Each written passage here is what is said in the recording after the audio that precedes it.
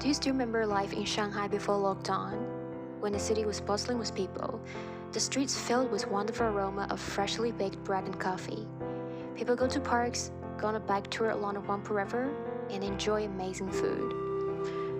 I remember waiting in line for an hour for this famous Chinese scallion pancake near South Melbourne Road. The sizzling sound of food made me excited and full of expectation.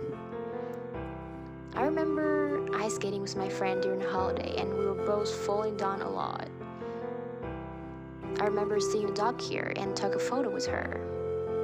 And I remember, this is Shanghai, a picture of which has been my forever mobile wallpaper. But now, am I disappointed, disenchanted, and hopeless about the city? I have no idea. Because none loves our angels, but we all occasionally deserve a halo. I think for now, maybe Shanghai deserves one.